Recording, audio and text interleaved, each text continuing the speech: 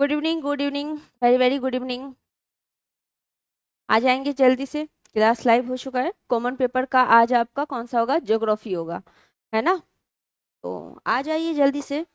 चलिए, तो स्टार्ट करते हैं। अच्छा, थोड़ा स्पीड में करवाएंगे। इतनी भी स्पीड की क्या जल्दी है? अभी तो स्टार्ट भी नहीं हुआ और आप स्पीड बोल रहे हैं। चलिए ठीक है, करते हैं। आते हैं फर्स्ट क्वेश्चन की तरफ।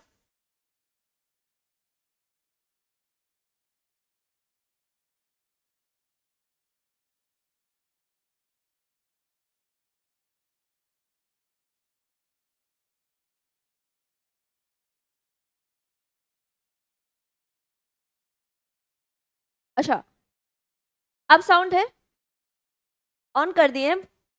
ठीक है, चलिए। 1751 किलोमीटर की सीमा साझा करता है और सबसे लंबी सीमा जो नेपाल है, सबसे अपनी लंबी सीमा किसके साथ? यूपी के साथ सीमा साझा करता है। यूपी के साथ अपनी सबसे लंबी सीमा साझा करता है। टोटल कितने के साथ? 5 के साथ। यूपी के साथ सबसे लंबी सीमा साझा करता है। कितना? 5 सीमा साझा किया है। किसके किसके साथ है? उत्तराखंड 1, यूपी 2, बिहार 3, पश्चिम बंगाल 4 और सिक्किम 5वां। ठीक है, 5। तो नेपाल 5 के साथ सीमा साझा करता है। ठीक है, हाँ बिल्कुल। चलिए, अब चीन है, भूटान है, नेपाल है, तो आंसर क्या होगा? नेपाल सही आंसर आपका हो जाएगा, नेपाल। ठीक है, चीन किसके किसके साथ? चीन जो है, चीन लद्दाख, हिमाचल प्रदेश, उत्तराखंड, सिक्किम और अरुणाचल प्रदेश के साथ सीमा साझा करता है। उसके बाद म्यांमार 4, अरुणाचल प्रदेश, नागालैंड, मणिपुर और मिजोरम के साथ करता है। आगे चलते हैं, क्वेश्चन नंबर 112। मृदा की सर्वाधिक व्यापक और सर्वाधिक उपजाऊ प्रकार कौन सी है? कई बार ये आपको बताए हैं, डिस्कशन में भी बताए हैं और क्वेश्चन भी ये आपका आया हुआ है सीधा सीधा कि मिट्टी का सबसे व्यापक और सर्वाधिक उपजाऊ प्रकार कौन सा हो जाएगा? बताइए इसका आंसर क्या होगा।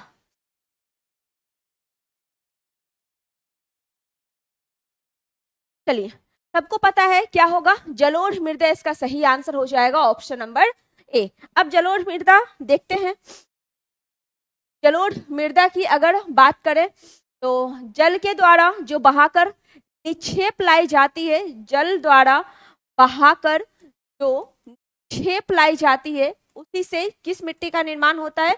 जलोढ़ मिट्टी का निर्माण होता है। ठीक है, भारत में सर्वाधिक मिलने वाली मिट्टी कौन सी है? वो भी जलोढ़ मिट्टी ही है जो भारत में सर्वाधिक पाई जाती है। ना सिर्फ भारत बल्कि अपने बिहार में भी सर्वाधिक कौन सी मिट्टी है? सर्वाधिक जलोढ़ मिट्टी ही है। ये मिट्टी सबसे ज्यादा उपजाऊ होती है, काफी उपजाऊ मिट्टी होती है, काफी उपजाऊ मिट्टी होती है। ठीक है, कितने प्रकार की होती है? 2 प्रकार की होती है, 2 प्रकार की होती है। कौन कौन सी? एक खादर, खादर और दूसरा बांगर, दूसरा बांगर। नवीन जलोढ़ मिट्टी, नवीन जलोढ़ मिट्टी को क्या कहते हैं? खादर कहते हैं। और पुरानी जलोढ़ मिट्टी को क्या कहते हैं? बांगर। पुरानी जलोढ़ मिट्टी को क्या कहा जाता है? बांगर कहा जाता है। तो आंसर आपका क्या हुआ? जलोढ़ मृदा इसका सही आंसर हो गया। जलोढ़ मृदा में किसकी कमी पाई जाती है? जलोढ़ मृदा में किसकी कमी पाई जाती है? जल्दी से बताना, जलोढ़ मृदा में किसकी कमी पाई जाती है?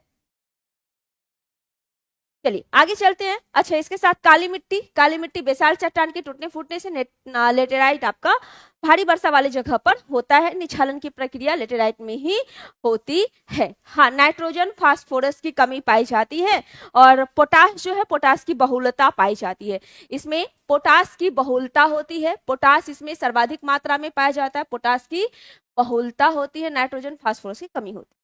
आगे क्वेश्चन नंबर 113।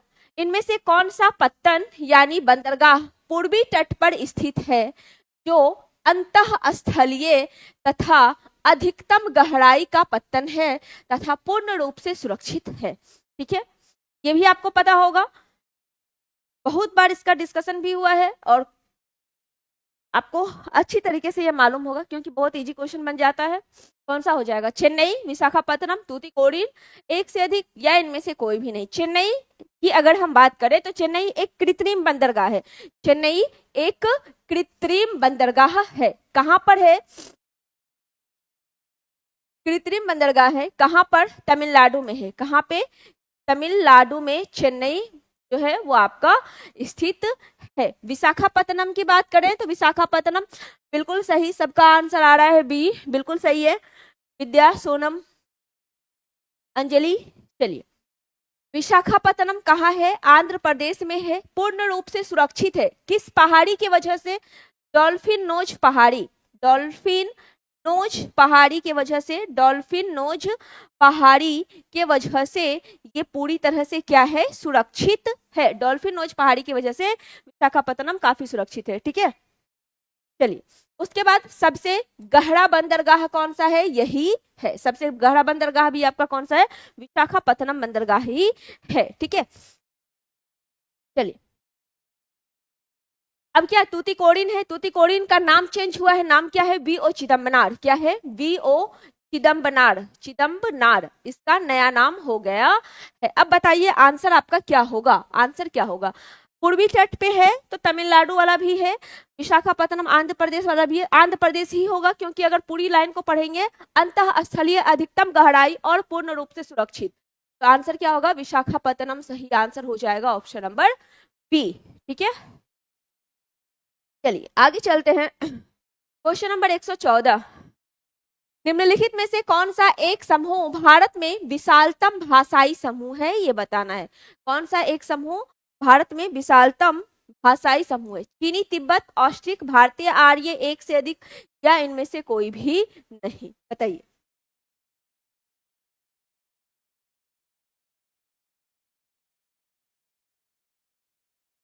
कौन सा पूछ रहा है? भारत में विशालतम भाषाई समूह भारतीय आर्य है। कौन सा है? भारतीय आर्य है, तो आंसर क्या होगा? ऑप्शन नंबर सी सही आंसर हो जाएगा, सी, ठीक है।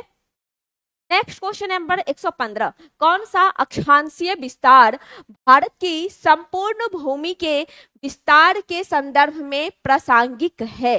ठीक है, ये बताना है। बताइए भारत का अक्षांशीय और देशांतरीय विस्तार की हम बात करते हैं, भारत के अक्षांशीय और देशांतरीय विस्तार की बात करते हैं। आते हैं मैप देखते हैं और मैप के थ्रू समझते हैं। तब तक इस क्वेश्चन का आप आंसर करेंगे, क्या होगा? अक्षांशीय विस्तार के बारे में यहां पूछा है, बताइए।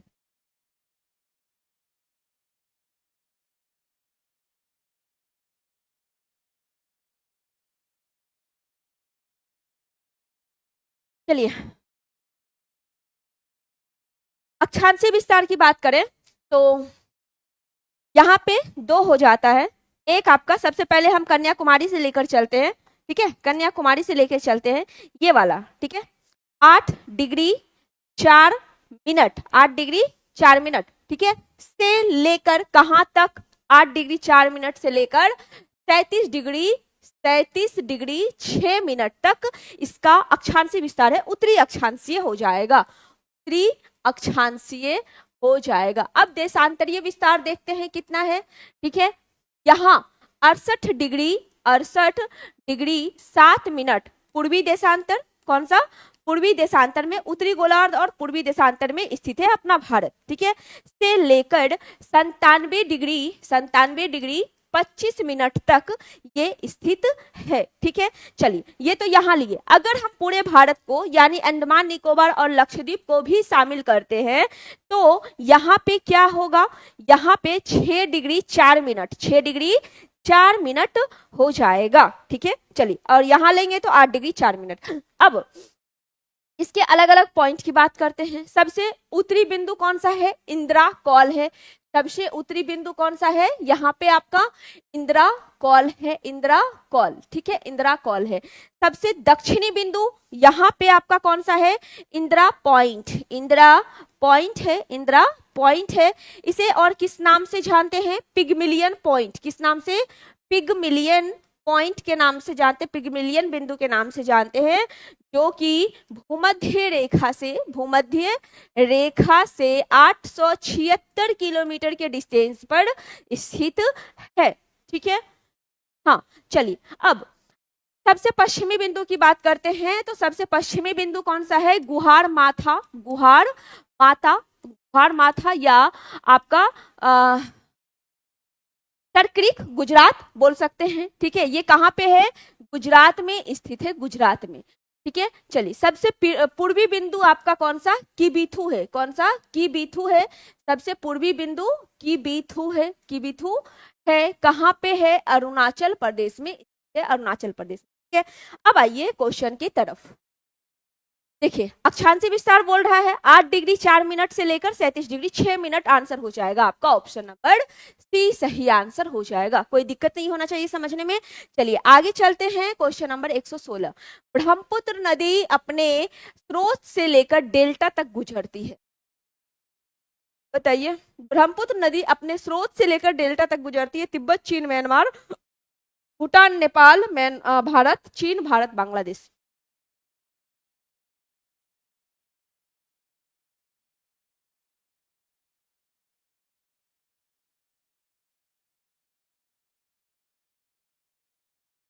चलिए, ब्रह्मपुत्र नदी कहाँ से निकलती है। देखिए, ये चीनी वाला हिस्सा है ना, चीन का हिस्सा। यहीं पर आपका ये वाला हिस्सा तिब्बत का है यहाँ पे, और यहीं पर है तिब्बत में एक मानसरोवर। क्या है, मानसरोवर है। मानसरोवर है, मानसरोवर के पास ही स्थित है चेमयोंग डोंग हिमानी।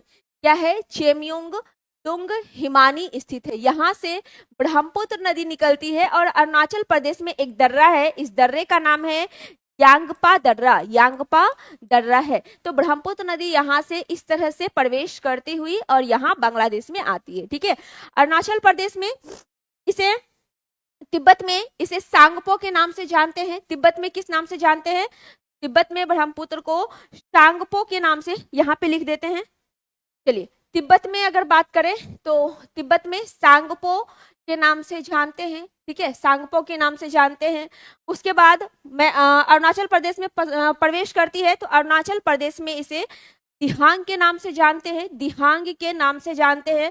उसके बाद असम में आती है, तो असम में इसे ब्रह्मपुत्र कहते हैं। असम में ब्रह्मपुत्र के नाम से जाना जाता है। तो सबसे पहले आप देखिए कहाँ पे, तिब्बत वाले इलाके को लेते हुए चीन का जो है भारत से होते हुए बांग्लादेश के माध्यम से कहाँ चले जाती है, बंगाल के खाड़ी में। तो चीन हुआ, तिब्बती इलाका चीन में ही है, चीन हुआ, भारत हुआ और बांग्लादेश हुआ।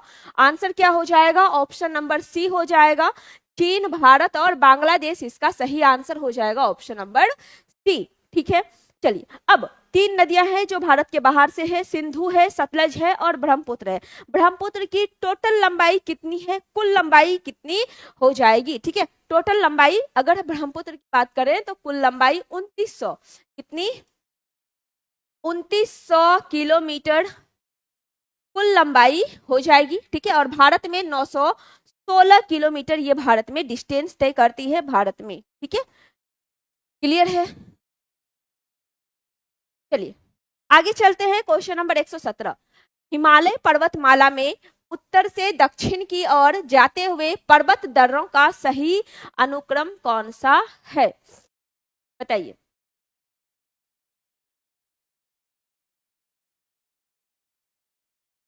अगर दर्रा की बात करें तो अघिल दर्रा।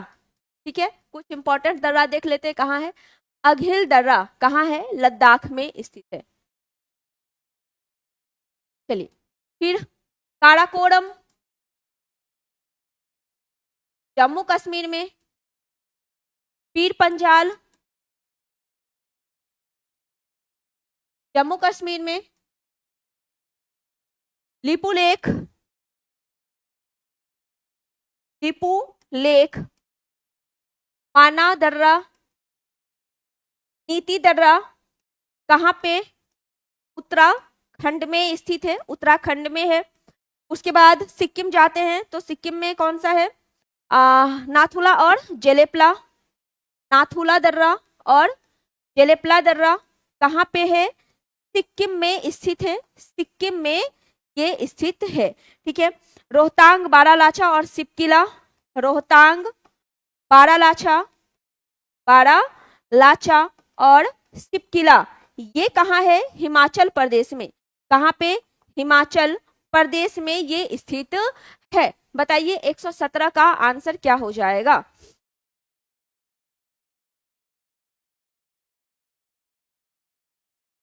17 का सी, अच्छा तुक्का। चलिए, चार्डिंग, मुलिंग और सिपकी। ठीक है, चार्डिंग, पुल्लिंग और शिप की। आंसर हो जाएगा आपका ऑप्शन नंबर ए। 117 का आंसर ए। आगे क्वेश्चन नंबर 118, निम्नलिखित नदियों में किस एक से कुरनूल कुडप्पा नहर निकाली गई है? कावेरी है, पेन्नूर है, पलार है, एक से अधिक है, या इनमें से कोई भी नहीं? बताइए इसका आंसर क्या हो जाएगा। कुरनूल कुडप्पा नहर पेन्नूर से निकाली गई है। कहां से? पेन्नूर से। तो आंसर क्या होगा आपका? ऑप्शन नंबर बी इसका सही आंसर हो जाएगा। कावेरी दिख रहा है, कावेरी की अगर हम बात करें तो दो नदी है, एक कावेरी जिसे कि दक्षिण भारत की गंगा कहते हैं, दक्षिण भारत की गंगा कहा जाता है, या इसे अर्ध गंगा के नाम से भी जाना जाता है, अर्ध गंगा के नाम से भी इसे जाना जाता है। ठीक है, चलिए दूसरी कौन सी है? तो दूसरी की अगर हम बात करें तो दूसरी है गोदावरी। कौन सी है? गोदावरी है। ये प्रायद्वीपीय भारत की सबसे लंबी नदी है, प्रायद्वीपीय भारत की, प्रायद्वीपीय भारत की सबसे लंबी नदी, सबसे लंबी नदी कौन सी है? गोदावरी ही है। गोदावरी को हम किस नाम से जानते हैं? दक्षिणी गंगा। किस नाम से?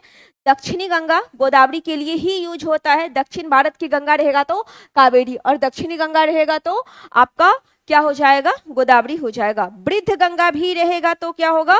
गोदावरी ही होगा। वृद्ध गंगा भी रहेगा तो गोदावरी ही होगा। ठीक है, चलिए कहां से निकलती है? त्र्यंबकम पहाड़ी से निकलती है। कहां से? त्र्यंबकम पहाड़ी से निकलती है। आगे क्वेश्चन नंबर 119, पहाड़ी है और राज्य है, बताइए कौन सी पहाड़ी कहाँ पे है?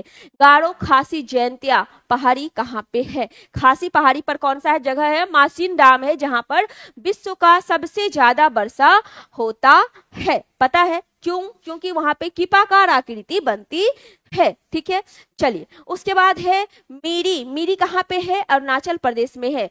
मीरी पहाड़ी कहाँ पे है? अरुणाचल प्रदेश में स्थित है। चलिए उसके बाद आपका कोल्लई मलाई, कोल्लई मनाई कहाँ पे है? तमिलनाडु में है।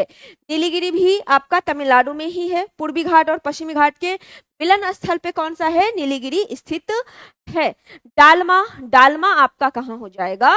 झारखंड। ठीक है, आइए गारो मेघालय, मीरी अरुणाचल प्रदेश, कोल्लई मलाई तमिलनाडु, डालमा झारखंड।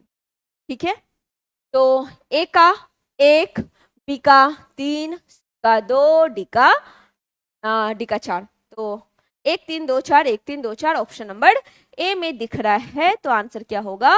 आंसर हो जाएगा ऑप्शन नंबर ए सही आंसर हो जाएगा। ठीक है,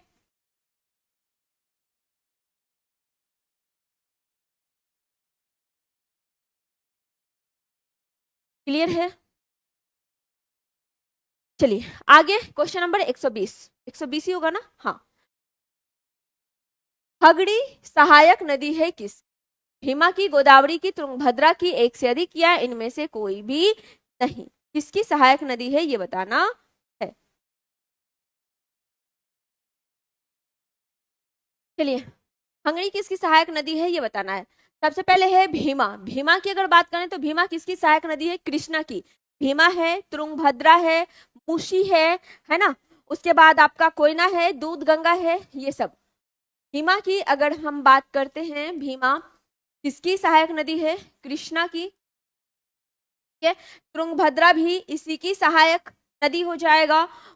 है गंगा है, गंगा है, वेन गंगा है, वेन गंगा है, ये सब किसकी सहायक नदी है? कृष्णा की ही सहायक नदियां है। ठीक है, कृष्णा की ही सहायक नदी है। उसके बाद गोदावरी है।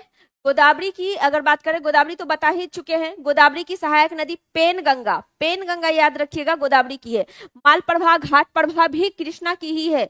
मालप्रभा, घाट प्रभा ये सब भी कृष्णा की ही है। तो और हंगरी किसकी सहायक है? ये तुंगभद्रा की है। तो आंसर क्या होगा? ही सही आंसर हो जाएगा। और तुंगभद्रा खुद किसकी सहायक नदी है?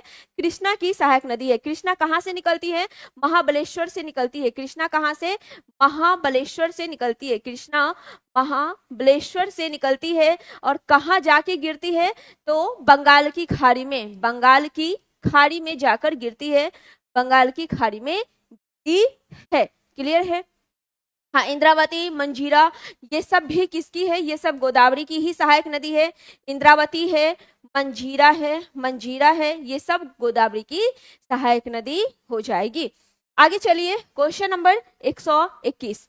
चेरुथानी बांध, चेरुथानी बांध किस नदी पर स्थित है? पेरियार पे, पंपार पे, भवानी पर, एक से अधिक, या इनमें से कोई भी नहीं। ठीक है, किस पर है चेरुथानी बांध? चलिए, इडुक्की परियोजना, इडुक्की परियोजना किस नदी पर है? इडुक्की परियोजना पेरियार नदी पर है। इडुक्की परियोजना पेरियार नदी पर है। कहाँ पर है? केरल में। कहाँ पे? केरल में है। और चेरुथानी बांध की भी बात करें तो पेरियार नदी पर ही स्थित है। किस पर? पेरियार पे ही स्थित है। तो आंसर हो जाएगा ऑप्शन नंबर ए सही आंसर हो जाएगा। बिल्कुल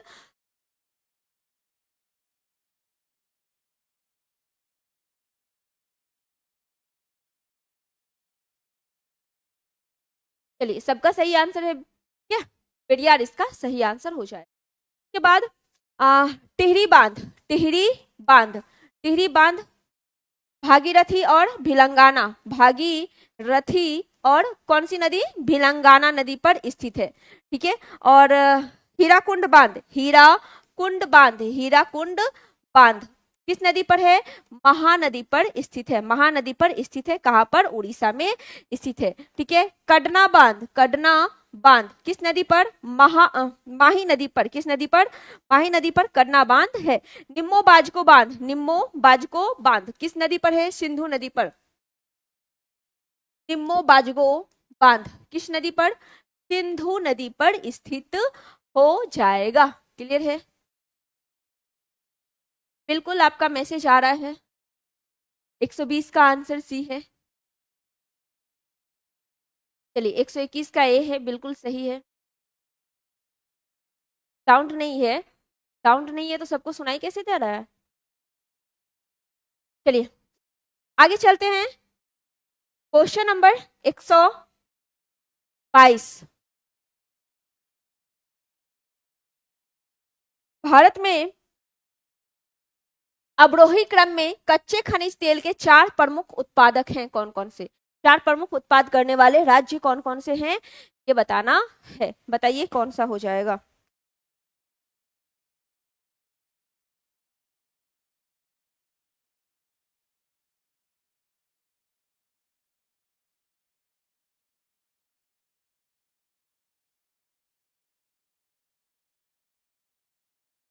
चलिए, सबसे पहले अगर हम देश देखें कच्चे खनिज के मामले में, तो कच्चे खनिज तेल के मामले में सबसे ज्यादा आपका कहाँ पे? अमेरिका में है, फिर सऊदी अरब में है।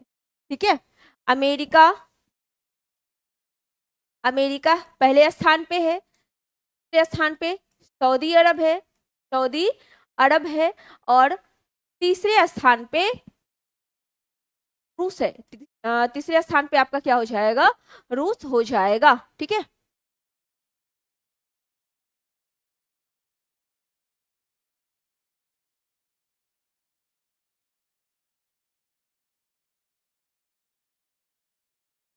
चलिए, और भारत में अगर देखें तो बम्बई हाई, गुजरात, फिर असम, फिर आपका तमिलनाडु। बम्बई हाई, गुजरात, असम और तमिलनाडु हो जाएगा। ठीक है। बम्बई हाई कहाँ पे? मुंबई में। कहाँ पे है? मुंबई में है। और इस बम्बई हाई से 1973 में इसकी खोज 1973 में होती है खोज, और यहाँ से उत्पादन 1976 से स्टार्ट होता है। किसके द्वारा? ओएनजीसी के द्वारा। ओएनजीसी के द्वारा 1976 से इसका उत्पादन स्टार्ट होता है। ठीक है। आज पॉलिटी का डिस्कशन और हिस्ट्री का डिस्कशन नहीं होगा, क्योंकि आज जो आपका सेट नंबर 29 है वो 27 से मैच कर रहा है। ठीक है। यानी 27 और 29 एक ही है, तो उसका तो डिस्कशन है ही, आप वहां से जाके देख लेंगे। इसलिए आज जरूरत नहीं है उसका करवाने का। तो पॉलिटी और हिस्ट्री दोनों का नहीं होगा, ज्योग्राफी का सिर्फ होगा। चलिए, उसके बाद अंकलेश्वर गुजरात में कौन सा जगह है? गुजरात में खंभात में आपका कौन सा है? अंकलेश्वर है। अंकलेश्वर गुजरात में स्थित है, अंकलेश्वर, ठीक है, गुजरात में अंकलेश्वर है। डिगबोई असम में है, ठीक है। चलिए आगे चलते हैं, क्वेश्चन नंबर 123। सूची 1 आदिवासी और सूची 2 उसकी अवस्थिति है, बताइए कौन सा हो जाएगा? ये तो बन जाना चाहिए।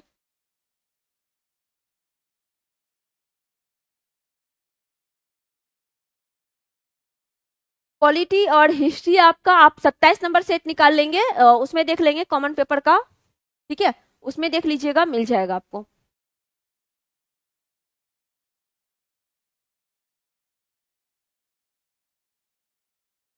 चलिए, भील नागालैंड, राजस्थान, छत्तीसगढ़, सिक्किम। गोंड जनजाति छत्तीसगढ़, लिम्सू, लेप्चा, भूटिया, लिम्सू, ये सब कहाँ पर? सिक्किम की जनजाति है ना। और कोन्याक कहाँ की? नागालैंड की। रेड हंटर के नाम से इसे ही जाना जाता है, रेड हंटर के नाम से जाना जाता है, रेड हंटर के नाम से इसे जाना जाता है कोन्याक जनजाति को। और ये जो जनजाति है इसे मणिपुर की भी नागरिकता प्राप्त है, मणिपुर की भी नागरिकता इसे प्राप्त है। काफी डेंजरस जनजाति है, ठीक है। चलिए, और लेप्चा भूटिया, लेप्चा भूटिया, लेप्चा भूटिया भी कहाँ पे? सिक्किम की ही जनजाति है, लेप्चा और भूटिया। उसके बाद गारो, गारो खासी जयंतिया, ये मेघालय का ही है, ठीक है। और आपका राजस्थान में भील है, गरसिया है, बंजारा है, ये सब राजस्थान का है। तो आंसर क्या होगा? ए का 2, बी का 3, ए का 2, बी का 3। आंसर हो जाएगा ऑप्शन नंबर ए, सही आंसर हो जाएगा ए, ठीक है, ए। आगे चलते हैं, क्वेश्चन नंबर है 124। बृहत ज्वार आने का कारण क्या है? बृहत ज्वार आने का कारण क्या है? ज्वार और भाटा क्या है? पृथ्वी, सूर्य और चंद्रमा। पृथ्वी का अपकेंद्रीय बल, पृथ्वी का कौन सा बल लगता है? अपकेंद्रीय बल लगता है, पृथ्वी का अपकेंद्रीय बल लगता है, ठीक है। और सूर्य और चंद्रमा का गुरुत्वाकर्षण बल, सूर्य और चंद्रमा के गुरुत्वाकर्षण बल के वजह से ज्वार और भाटा उत्पन्न होता है, ज्वार और भाटा उत्पन्न होता है, ठीक है। ऊपर उठने का जो क्रिया है उसे ज्वार बोला जाता है और नीचे वाला आपका भाटा होता है। क्या बोले?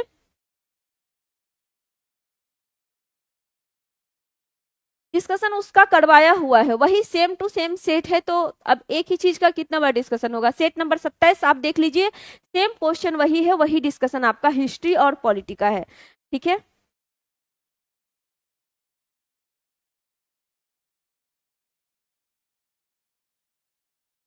चलिए बता दिए, अभी सिर्फ आपका ज्योग्राफी का होगा। तो बृहद ज्वार ये कब आता है? अमावस्या और पूर्णिमा जो होता है, अमावस्या और पूर्णिमा को, अमावस्या और पूर्णिमा को होता है, अमावस्या और पूर्णिमा, ठीक है। चलिए, सूर्य और चंद्रमा का पृथ्वी पर एक ही दिशा में गुरुत्वाकर्षण बल, बिल्कुल सही है, इसी के वजह से बृहत ज्वार आता है। तो आंसर क्या होगा? ऑप्शन नंबर ए, सूर्य चंद्रमा का पृथ्वी पर एक ही दिशा में गुरुत्वाकर्षण बल। जब सूर्य, चंद्रमा और पृथ्वी तीनों एक ही लाइन में होती है तब बृहत ज्वार आता है, और सूर्य, चंद्रमा और पृथ्वी समकोण बनाती है तो निम्न ज्वार होता है। तो आंसर क्या होगा? ऑप्शन नंबर ए इसका सही आंसर हो जाएगा, ए। आगे चलते हैं, क्वेश्चन नंबर 125। निम्नलिखित प्रदेशों में से किसमें विस्तृत वाणिज्य अनाज कृषि नहीं की जाती है, ये बताना है। कहाँ पे विस्तृत वाणिज्य अनाज की कृषि नहीं की जाती है? अमेरिका और कनाडा के पेरी क्षेत्र में। अमेरिका और कनाडा का जो पेरी क्षेत्र है ये किसके लिए फेमस है? गेहूं के लिए। किसके लिए? गेहूं के लिए फेमस है। अमेजन बेसिन, यूरोपीय स्टेपीज क्षेत्र, स्टेपीज भी फेमस है। बताइए आंसर क्या होगा? इसका आंसर क्या हो जाएगा?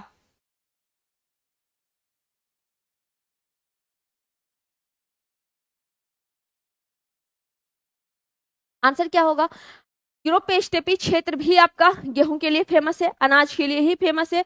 लेकिन अगर बात करें अमेजन बेसिन का तो ये आपका नहीं होगा, यहाँ पे अनाज की कृषि नहीं की जाती है। तो आंसर हो जाएगा ऑप्शन नंबर बी, सही आंसर हो जाएगा बी, ठीक है। आगे चलते क्वेश्चन नंबर 126। निम्नलिखित स्तंभ को मिलाकर सही जोड़े को बनाना है, बताइए। चलिए क्या कहता है, सही जोड़ा मिलाइए। तो मरु उद्यान, मरु उद्यान आपका कौन सा हो जाएगा? बेदुइन, तेल, गैंगरी, लमायुरू। सबसे पहले लमायुरी का लगाते हैं। ये क्या है? ये एक बौद्ध मठ है, लमायुरू, ठीक है। ग्रेंगी आपका लद्दाख में पाए जाने वाला, गेंगी आपका लद्दाख में पाए जाने वाला हिमनद है। चलिए उसके बाद तेल लिबिया क्षेत्र में, बेदुइन आपका, बेदुइन मरु उद्यान, जल के साथ अगर ठंडा रेगिस्तान, बेदुइन का आंसर, ये तो गलत दिया है।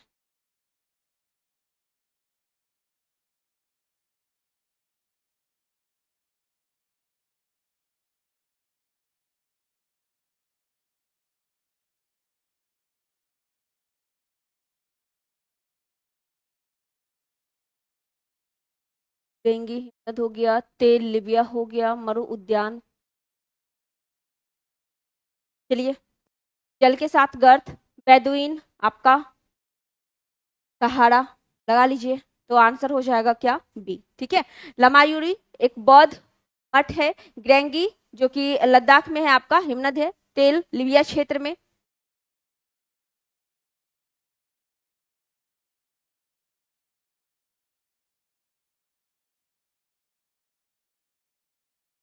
गेम में कोई क्लास नहीं है, कोई डिस्कशन नहीं। चलिए आगे क्वेश्चन नंबर 127।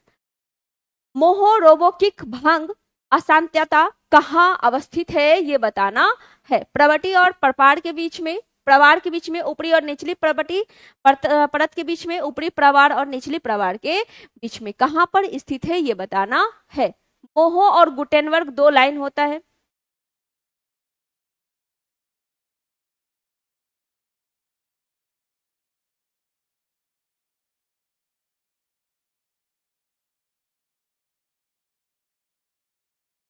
ये पृथ्वी का एक हिस्सा को तीन हिस्सों में बांटते हैं, ठीक है।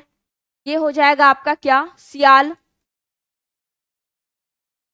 सीमा और नीफे, सियाल, सीमा और नीफे, ठीक है। चलिए ये हो जाएगा आपका मोहो लाइन। ये कौन सा?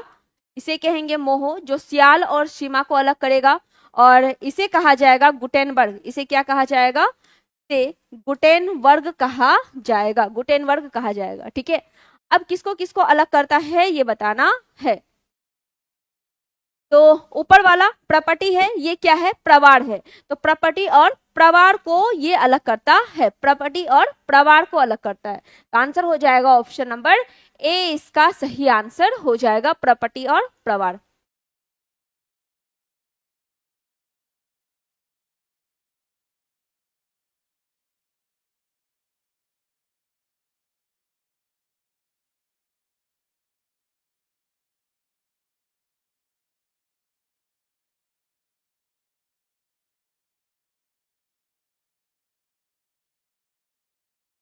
चलिए आंसर क्या हुआ? ए सही आंसर हो गया। Next question number 128। Rio Grande नदी सीमा बनाती है किसके किसके बीच में? कनाडा और अमेरिका, मैक्सिको और अमेरिका, मैक्सिको और ग्वाटेमाला, एक से अधिक या इनमें से कोई भी नहीं। रियो ग्रांडो नदी के बारे में पूछा गया है, रियो ग्रांडो नदी किसके बीच सीमा बनाती है? तो अमेरिका और मैक्सिको के बीच में रियो ग्रांडो नदी सीमा बनाती है। आंसर हो जाएगा आपका ऑप्शन नंबर बी, सही आंसर इसका हो जाएगा। Question number 129। शुक्ला फांटा वन्यजीव अभ्यारण्य कहाँ है? नेपाल, म्यांमार, भूटान। कहाँ पे शुक्ला फांटा वन्यजीव अभ्यारण्य है? कहाँ है वन्यजीव अभ्यारण्य? ये नेपाल में है। शुक्ला फांटा कहाँ पे? नेपाल में स्थित है। तो आंसर होगा ऑप्शन नंबर ए, सही आंसर हो जाएगा। काजीरंगा, मानस, ध्यांग और आपका कहाँ पे है? ये असम में स्थित है, ठीक है। डिब्रू सैखोवा चलिए क्वेश्चन नंबर 130, अमलैंड शब्द का अर्थ क्या होता है? अमलैंड शब्द का अर्थ क्या होता है? नगर का हृदय क्षेत्र, सैटेलाइट नगर, नगर का प्रतिवेशी यानी आसपास का क्षेत्र। अमलैंड शब्द का अर्थ क्या होता है? हाँ नेपाल।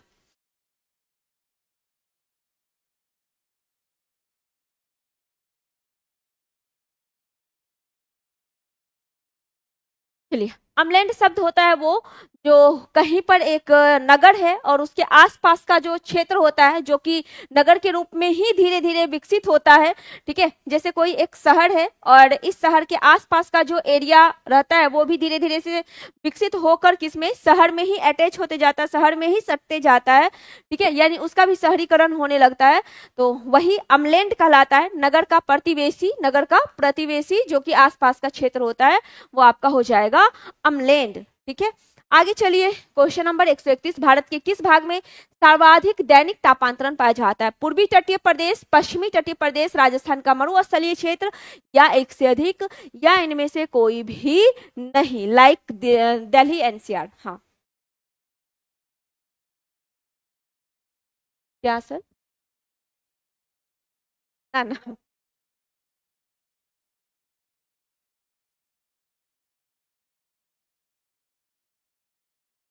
चलिए सर्वाधिक दैनिक तापांतरण कहाँ पाया जाएगा? जो मरुस्थलीय वाला इलाका होता है, मरुस्थलीय क्षेत्र होता है, वहीं पर सर्वाधिक आपका मरुस्थलीय क्षेत्र होता है, वहीं पे सर्वाधिक तापांतरण होगा। क्योंकि मरुस्थल में जो बालू पाया जाता है वो दिन में धूप के समय में क्या होता है, सूर्य की रोशनी से क्या होता है, काफी गर्म हो जाता है, और रात में क्या होता है, काफी ठंडी हो जाता है। यहाँ पे ठंड मतलब ठंडा हो जाता है। इसी वजह से तापांतरण यानी ताप का अंतर काफी होता है, दिन में ज्यादा गर्म और रात में काफी ठंडा ठंडा लगता है। तो आंसर आपका क्या होगा? राजस्थान का मरुस्थलीय क्षेत्र। आंसर हो जाएगा ऑप्शन नंबर सी, जहां पे सर्वाधिक दैनिक तापांतरण होता है। अगर सर्वाधिक वर्षा रहता, सर्वाधिक वर्षा होता तो कहाँ? मासिन डाम। मासिन डाम कहाँ? मेघालय में किस पहाड़ी पर? खासी पहाड़ी पर। ठीक है, और सबसे कम वर्षा होता, सबसे कम वर्षा होता तो कहाँ होता?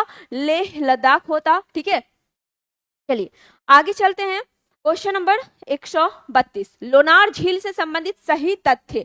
लोनार झील कहाँ पे है? महाराष्ट्र में है, एक क्रेटर निर्मित झील है। लोनार झील कहाँ पे? महाराष्ट्र। अच्छा यहाँ दिया हुआ है महाराष्ट्र में है। महाराष्ट्र के भी किस जिले में है? बुल्ढाना जिले में। किस जिले में? बुल्ढाना जिले में स्थित है। महाराष्ट्र के बुल्ढाना जिले में स्थित है और क्रेटर निर्मित झील है। ठीक है, तो क्या होगा? 1 और 4 इसका सही। उत्तराखंड में तो है नहीं, छांडन झील है नहीं। छांडन झील का उदाहरण कांवड़ झील है, गोखुर झील जिसे कहते हैं, कांवड़ झील। कांवड़ झील गोखुर झील का उदाहरण है। कहाँ पे है? बेगूसराय में है। ठीक है, बेगूसराय में है, बेगूसराय में है। चलिए तो आंसर क्या होगा? 1 और 4। 1 और 4 देखिए किसमें है? 1 और 4 किसमें है? आंसर हो जाएगा ऑप्शन नंबर ए, सही आंसर हो जाएगा ए। ठीक है, ए इसका सही आंसर हो जाएगा। चलिए खारे पानी का सबसे बड़ा झील, ये सब लिखेंगे नहीं क्योंकि बहुत बार लिख के बताएं, तो ऐसे ही बता देते हैं। खारे पानी का सर्वाधिक क्षेत्रफल में कौन सा हो जाएगा? चिल्का झील। कहाँ पे है? उड़ीसा में है। सर्वाधिक खारा पानी सांभर झील, राजस्थान में। मीठे पानी की सबसे बड़ी झील वुलर झील। ठीक है, सबसे ऊंचाई पर स्थित झील चौलामू झील कहाँ पर है? सिक्किम में स्थित है। आगे चलिए क्वेश्चन नंबर 133, झारखंड, छत्तीसगढ़ और मध्य प्रदेश राज्य खनिज और डैश के निक्षेप के मामले में समृद्ध है। झारखंड है, छत्तीसगढ़ है, मध्य प्रदेश है। कोयला, सोना, सिलिकॉन, एक से अधिक, या इनमें से किसके मामले में सर्वाधिक संपन्न क्षेत्र है ये?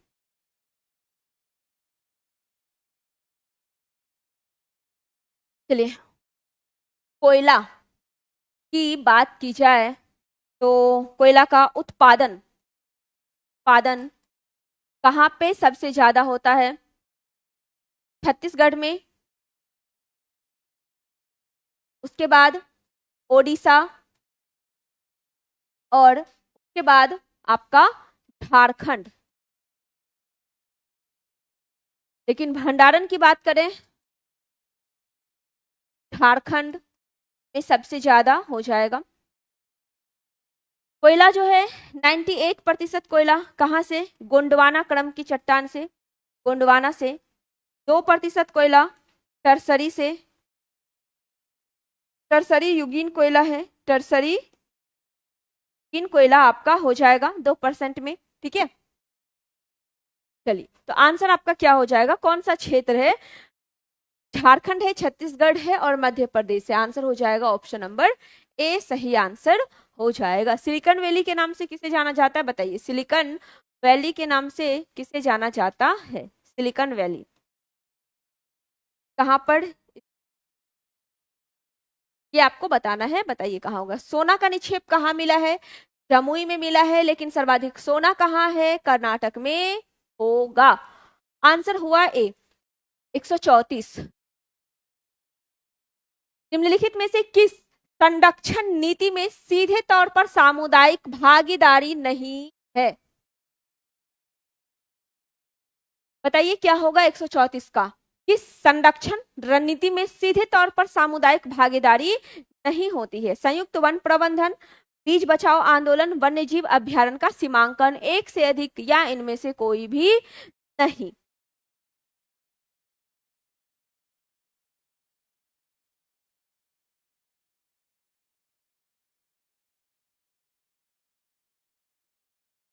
संयुक्त वन प्रबंधन। अच्छा, वन नीति कब की है? वन नीति की बात करें तो कब की है?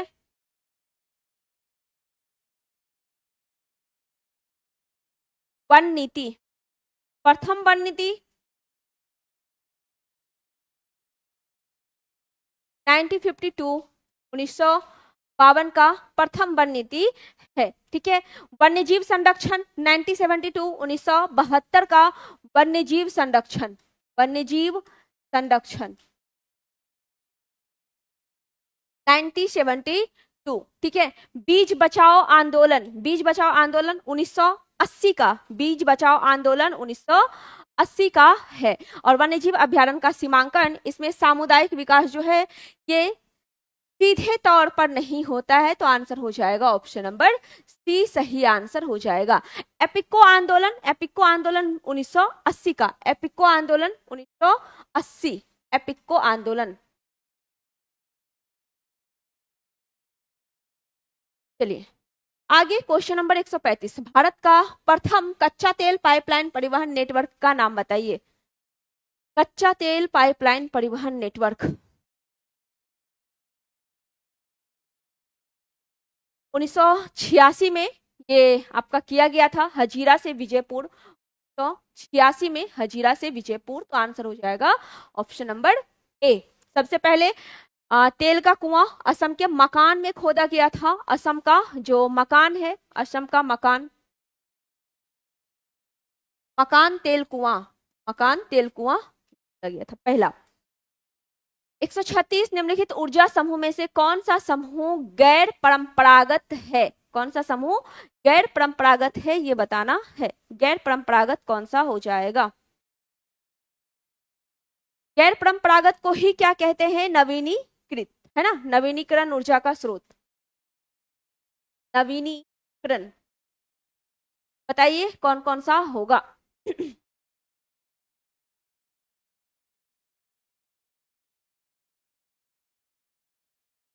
नवीकरणीय ऊर्जा का स्रोत कौन कौन सा हो जाएगा? सौर ऊर्जा वैसा जो कि कभी खत्म नहीं हो सकता है, ठीक है। कौन कौन सा है? सौर ऊर्जा है, पवन ऊर्जा है, भूतापीय ऊर्जा है। तो ये सब नवीनीकरणीय आपका हो जाएगा गैर परंपरागत। और परंपरागत कौन होता है? गैर नवीकरणीय। परंपरागत ऊर्जा का स्रोत ये कौन सा हो जाएगा? गैर नवीकरणीय, गैर नवीकरणीय हो जाएगा, इसको गैर नवीकरणीय बोलेंगे। ये इसमें क्या क्या होगा? कोयला होगा, पेट्रोलियम, कोयला, पेट्रोलियम, प्राकृतिक गैस, प्राकृतिक गैस, प्राकृतिक गैस, ये सभी किसमें शामिल होगा? ये सभी गैर नवीकरणीय में शामिल हो जाएगा।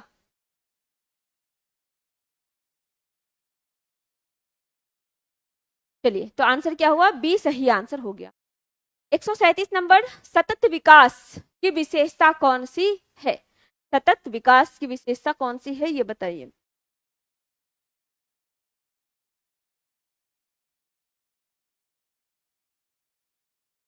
प्रकृति पर पूर्ण निर्भरता और उसके साथ अनुकूलन। नहीं, सतत विकास। आर्थिक विकास के लिए नवीकरणीय अनवीकरणीय संसाधन के उपयोग पे कोई प्रतिबंध नहीं, गलत। आर्थिक विकास और पर्यावरण गुणवत्ता के बीच संतुलन, बिल्कुल सही है। ठीक है, आर्थिक विकास भी करना है और पर्यावरण गुणवत्ता को ध्यान में रखकर करना है, दोनों के बीच में संतुलन बनाकर ही करना है। आपका क्या हो जाएगा, ये सतत विकास हो जाएगा, एसडीजी गोल्ड हो जाएगा, एसडीजी गोल्ड। चलिए आगे, क्वेश्चन नंबर 138। वर्तमान में भारत की जनसंख्या वृद्धि निम्न में से किस दौर से गुजर रही है?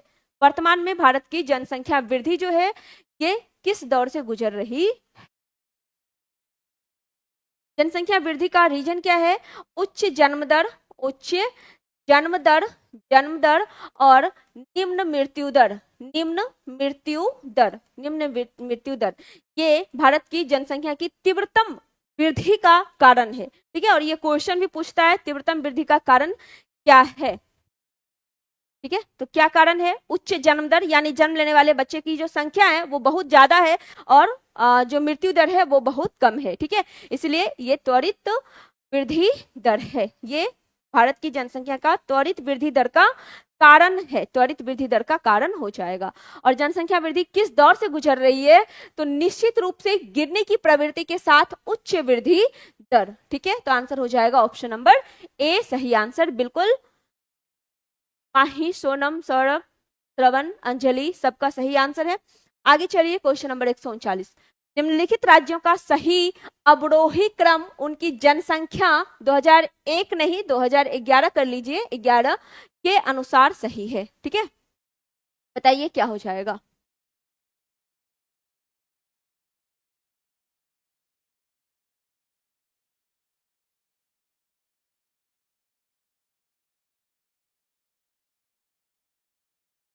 भारत की कुल जनसंख्या 2011 की जनगणना के अनुसार कितना है? 121,854 977, 121 करोड़ है, 121,854 977 वर्तमान में भारत की जनसंख्या हो जाएगी। सबसे ज्यादा कहाँ पे है? यूपी में है, फिर महाराष्ट्र, फिर अपना बिहार और उसके बाद पश्चिम बंगाल उसके बाद आपका आंध्र प्रदेश। ठीक है, तो आंसर क्या होगा? बी सही आंसर हो जाएगा, उसके बाद आपका आंध्र प्रदेश हो जाएगा। ठीक है, वर्तमान में जनसंख्या 121,854 क्लियर है। आगे चलें, चलिए पुरुष कितने? 51.47%, पुरुष 51.47% कौन है?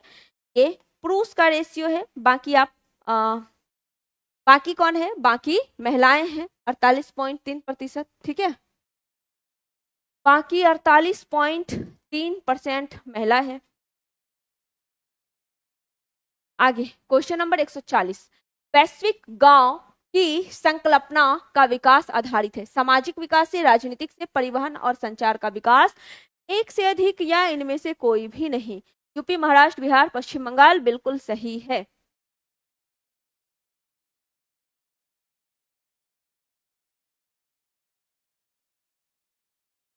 चलिए, अगर हम वैश्विक गांव की बात करें तो ये शब्द देने वाले, वैश्विक गांव शब्द देने वाले मार्शल मैक्लुहान थे, जो कि 1964 में ये वर्ड दिए थे। ठीक है, वैश्विक गांव 1964 में ये शब्द सबसे पहले सामने आया था, सबसे पहले वैश्विक गांव सामने आया था। ये है क्या? विश्व के सभी हिस्सों को, विश्व का जितना भी हिस्सा है सभी को एक दूसरे से जोड़ने की एक रणनीति है, एक नीति है। ठीक है, विश्व के सभी हिस्सों को, विश्व के सभी हिस्सों को, विश्व के सभी हिस्सों को एक दूसरे से जोड़ने की रणनीति है। एक दूसरे से जोड़ना, एक दूसरे से जोड़ना ही क्या कहलाता है? वैश्विक गांव कहलाता है। ये इसका उद्देश्य था, विश्व का सभी हिस्सा जो है वो क्या हो? एक दूसरे से जुड़े। और ये वर्ड देने वाले कौन थे? मार्शल मैक्लुहान। कौन थे? मार्शल मैक्लुहान, मार्शल मैक्लुहान के वर्ड देने वाले थे। तो परिवहन और संचार के माध्यम से ही पूरी दुनिया का जो हिस्सा है वो एक दूसरे से क्या होगा, जुड़ेगा। परिवहन के माध्यम से एक दूसरे जगह आने जाने का होगा और संचार के माध्यम से एक दूसरे जगह की जानकारी हो सकती है। तो एक दूसरे जगह से एक दूसरा हिस्सा जुड़ना किस किस से संबंधित होगा, परिवहन और संचार से संबंधित होगा। जब इसका विकास होगा तभी। तो आंसर क्या होगा, सी सही आंसर हो जाएगा। उसी को वैश्विक गांव कहा गया, वैश्विक गांव। चलिए आगे क्वेश्चन नंबर 141। सहरिया जनजाति के लोग जो हाल में चर्चा में थे कहाँ के निवासी हैं? आंध्र प्रदेश, असम, राजस्थान, एक से अधिक या इनमें से कोई भी नहीं। सहरिया जनजाति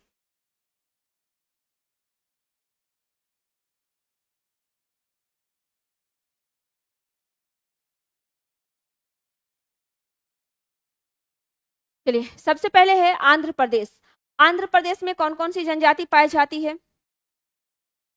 कोढ़स, सवाड़ा, चेंसू, ठीक है। कोढ़स, सवाड़ा,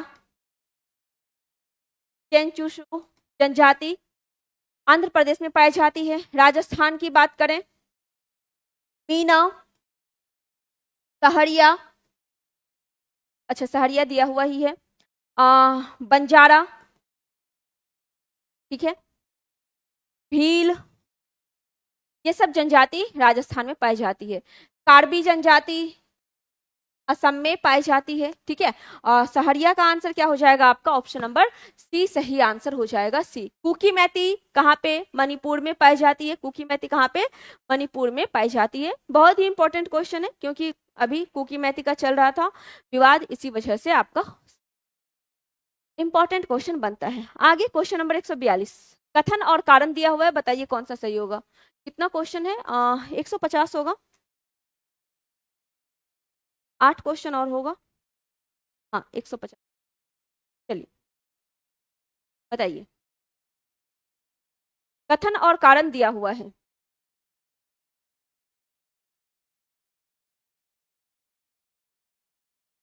चलिए देखिए, भारत में पश्चिमी तट की तुलना में पूर्वी तट में धान का उत्पादन अधिक होता है। बिल्कुल सही बात है, पूर्वी तट में धान का उत्पादन ज्यादा होता है, ठीक है। भारत के पूर्वी तट पर पश्चिमी तट की तुलना में अधिक वर्षा होती है, नहीं ये गलत है, ये गलत है। पूर्वी तट पर पश्चिमी तट की अपेक्षा ज्यादा वर्षा नहीं होती, पश्चिमी तट पे ज्यादा वर्षा होती है। क्यों पश्चिमी तट पे ज्यादा वर्षा होती है? क्योंकि पश्चिमी घाट जो है जब मानसून प्रवेश करता है तो पूरा पश्चिमी घाट का जो पश्चिमी वाला हिस्सा है वहां पर काफी वर्षा होती है, ठीक है। तो ए तो सही है लेकिन आर गलत है। ए सही, अच्छा ए गलत परंतु आर गलत, यहाँ पे मिस प्रिंट है, यहाँ क्या हो जाएगा, ए सही है परंतु आर गलत है। तब आपका आंसर हो जाएगा ऑप्शन नंबर सी सही आंसर हो जाएगा, ठीक है। अच्छा किसकी बात की गई, धान की बात की गई, चावल की बात की गई। चावल उत्पादन में पहला स्थान किसका है? पश्चिम बंगाल, सभी को पता है किसका, पश्चिम बंगाल हो जाएगा। चावल का कटोरा किस राज्य को कहते हैं, बताइए। धान का कटोरा किस राज्य को कहा जाता है? धान या चावल का कटोरा किस राज्य को कहते हैं, ये बताना है, जल्दी से बताइए कमेंट करके क्या होगा। उसके बाद चावल का कटोरा किस डेल्टा को कहा जाता है? तो गोदावरी कृष्णा डेल्टा को। किस डेल्टा को? गोदावरी कृष्णा डेल्टा, गोदावरी कृष्णा डेल्टा को चावल का कटोरा कहा जाता है। डेल्टा पूछेगा, गोदावरी कृष्णा डेल्टा हो जाए। Question number 143। मीठी बिड्डी परमाणु ऊर्जा संयंत्र किस देश के सहयोग से स्थापित किया गया है? मीठी बिड्डी परमाणु ऊर्जा संयंत्र किस देश के सहयोग से स्थापित किया गया है, ये बताना है। बताइए क्या होगा।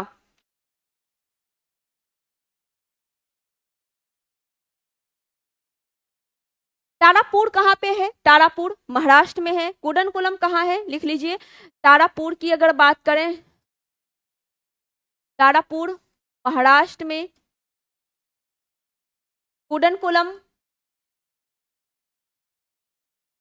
तमिलनाडु में, काकड़ापाड़ा गुजरात में, रावत भाटा राजस्थान में, कैगा कर्नाटक में, ठीक है। और मीठी बर्डी कहाँ पे है? अलंग बंदरगाह, जो कि गुजरात में पड़ता है। मीठी बर्डी की अगर हम बात करें तो मीठी बर्डी जो है कहाँ पे है? ये अलंग बंदरगाह, अलंग बंदरगाह कहाँ पर है? गुजरात। अलंग बंदरगाह कहाँ? गुजरात में आपका मीठी बर्डी हो जाएगा। ठीक है, वहीं पर स्थित है, अलंग बंदरगाह के पास ही गुजरात में कौन सा? मीठी बर्डी स्थित है। किसकी सहायता से? ये अमेरिका की सहायता से। तो आंसर क्या होगा? ऑप्शन नंबर ए इसका सही आंसर हो जाएगा। यूएसए इसका सही आंसर हो जाएगा। हाँ, 143 का ए। आगे क्वेश्चन नंबर 144, कथन और कारण दिया हुआ है, बताइए क्या होगा आंसर। कथन और कारण दिया हुआ है, बताइए क्या हो जाएगा इसका आंसर।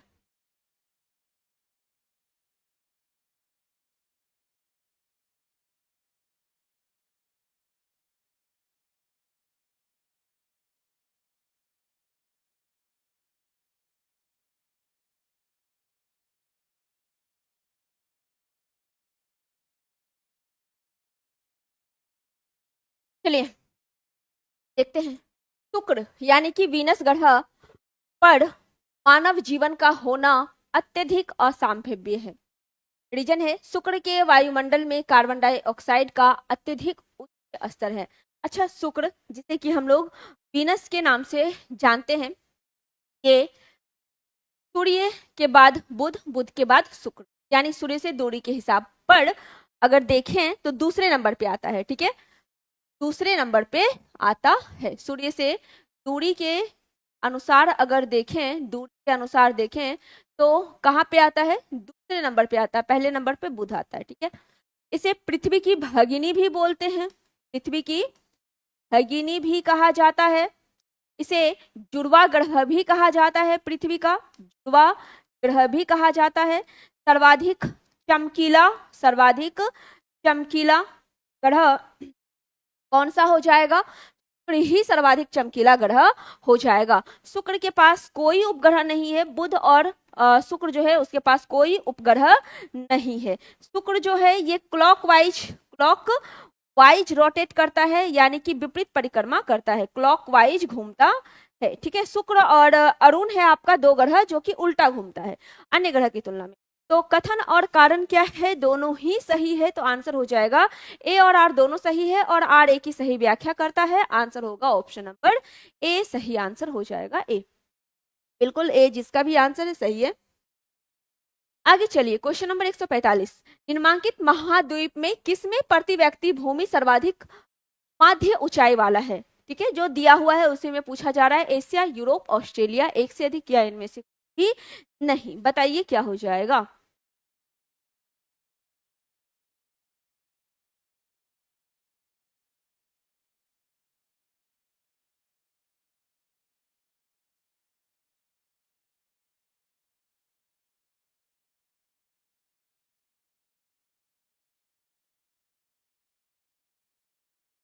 चलिए, अगर इसमें से बात करें तो ऑस्ट्रेलिया होगा। कौन होगा? ऑस्ट्रेलिया।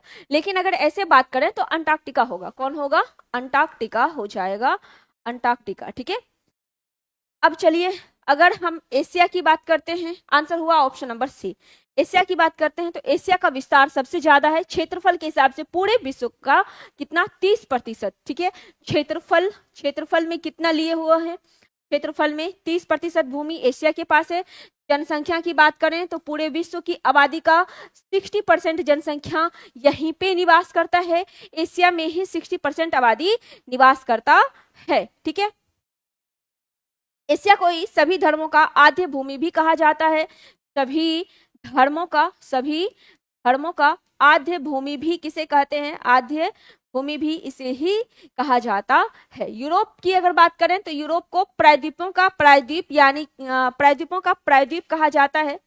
प्रायद्वीपों का प्रायद्वीप कहा जाता है। सर्वाधिक नगरीकृत अगर महाद्वीप पूछा जाए तो कौन सा होगा? सर्वाधिक नगरीकृत महाद्वीप आपका यूरोप ही हो जाएगा। सबसे छोटा ऑस्ट्रेलिया हो जाएगा। आंसर क्या होगा? सी सही आंसर होगा। क्वेश्चन नंबर 146, अफ्रीकी और यूरेशियाई मरुस्थल क्षेत्र के निर्माण का मुख्य कारण क्या है? बताइए। अफ्रीकी और यूरेशियाई मरुस्थलीय क्षेत्र के निर्माण का मुख्य रीजन क्या है?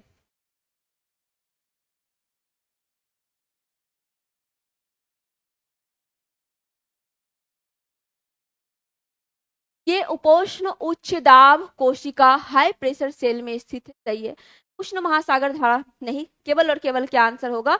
ए इसका सही आंसर होगा। और विश्व का अधिकतम मरुस्थल, अधिकांश मरुस्थल आप कहाँ देखेंगे? पश्चिमी हिस्सा में ही देखेंगे। पश्चिमी हिस्से में आपको ये मरुस्थल मिल जाएगा। ठीक है, जितना भी मरुस्थल है लगभग आपका पश्चिमी हिस्से ही स्थित है। क्वेश्चन नंबर 147, दक्षिण बिहार की नदी गंगा में सीधे ना मिलकर उसके समानांतर प्रवाहित होते हुए गंगा में मिलती है। इस प्रवाह का उदाहरण किस प्रवाह का है? तो पिनेट प्रवाह प्रणाली का उदाहरण है। पिनेट प्रवाह प्रणाली का, जिसे कि समानांतर प्रवाह प्रणाली भी कहा जाता है। ठीक है, चलिए। और एक है रेडियल प्रवाह प्रणाली। इसमें क्या होता है? एक जगह से पानी एक जगह से निकलकर पानी हर जगह चारों ओर फैलती है। केंद्र से निकलकर चारों ओर फैलती है। केंद्र से निकलकर चारों ओर फैल जाती है। आगे क्वेश्चन नंबर 148, बिहार के उत्तरी गंगा के मैदान में कौन सी मिट्टी नहीं पाई जाती? उत्तरी गंगा में नवीन जलोढ़ मिट्टी, बाल सुंदरी, बलथर, एक से अधिक या इनमें से कोई भी नहीं। बलथर मिट्टी के बारे में आपको बताए हैं, ये छोटे नागपुर के पठारी वाले हिस्से में पाई जाती है। तो ये जो बलथर मिट्टी छोटा नागपुर के पठारी वाले हिस्से में पाई जाती है, दक्षिणी बिहार का है। तो आंसर हो जाएगा ऑप्शन नंबर सी। 149, बिहार में स्थित पश्चिमी सोन कनाल नहर का उद्गम स्थल वारुण, देहरी, ढाका क्या हो जाएगा? तो देहरी हो जाएगा। आंसर क्या होगा? देहरी। सबसे पुराना कौन सा है? सोन नहर ही है। सबसे पुराना आपका सोन नहर ही हो जाएगा। Answer B. आगे क्वेश्चन नंबर 150, जो कि आपका शायद लास्ट क्वेश्चन होगा। हाँ, बताइए क्या होगा? बिहार का प्रमुख जौ उत्पादक जिला? पश्चिम चंपारण, कैमूर, औरंगाबाद, एक से अधिक या इनमें से कोई भी नहीं। जौ उत्पादक पश्चिम चंपारण, कैमूर, गया सभी हो जाएगा। आंसर हो जाएगा ऑप्शन नंबर डी। और जूट उत्पादक रहता, जूट सबसे ज्यादा कहाँ पे? पूर्णिया में। कहाँ पे? पूर्णिया में। भारत की बात करें तो पश्चिम बंगाल में, और पश्चिम बंगाल हो गया। ठीक है, जो कि गंगा ब्रह्मपुत्र में आपका सबसे ज्यादा पाया जाता है। तो आंसर क्या हुआ? डी सही आंसर हो गया, डी। इसके साथ ही आज के टेस्ट का ये डिस्कशन यहीं पे समाप्त होता है, कॉमन पेपर का। और इसके साथ एक सूचना और, आपका हिस्ट्री और पॉलिटी का डिस्कशन नहीं होगा, क्योंकि हिस्ट्री और पॉलिटी में जो आपका 27 नंबर का डिस्कशन है, सेम वही आज का भी क्वेश्चन है, तो आप वहां से भी देख सकते हैं। ठीक है, इसी वजह से चलिए फिर मिलते हैं अगले क्लास में। तब तक के लिए सभी को जय हिंद।